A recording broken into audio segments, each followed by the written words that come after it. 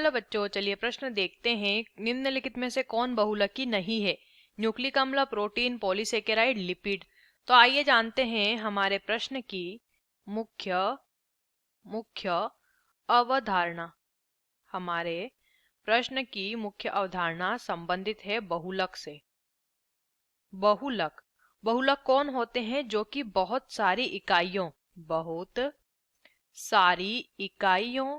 इकाइयों से मिलकर बने होते हैं। से मिलकर बने होते हैं होते हैं ऐसे ऐसे जो पदार्थ होते हैं उन्हें हम बहुलक कहते हैं। अब ये जो इकाइयां होती है ये पदार्थ के अनुसार बदलती रहती है।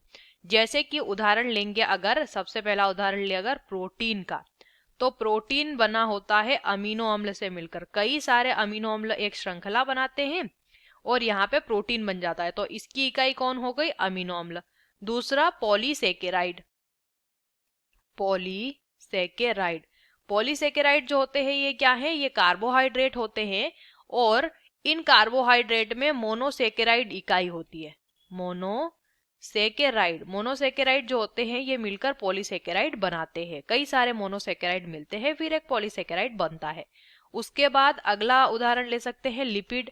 लिपिड जो होते हैं इसमें पाए जाते हैं ग्लिसरॉल और 3 फैटी अम्ल। क्या पाया जाता है? ग्लिसरॉल व 3 फैटी फैटी अम्ल या 3 वसीय अम्ल से मिलकर, फैटी को क्या कहते हैं? वसीय भी कहते हैं। वसीय अम्ल से मिलकर लिपिड बनता है। तो सभी में कोई ना कोई इकाई होती है बहुलक के अंदर, और कई सारी इकाइयां मिलकर एक बहुलक बनाती है। तो पहला दिया है न्यूक्लिक अम्ल, ये तो स्वयं एक इकाई है, ठीक है, ये बहुलक नहीं है, ये एक इकाई है। तो यही क्या है? बहुलक नहीं है। प्रोटीन बहुलक होता है, पॉलीसेकेराइड बहुलक होता है, लिपिड भी बहुलक होता है।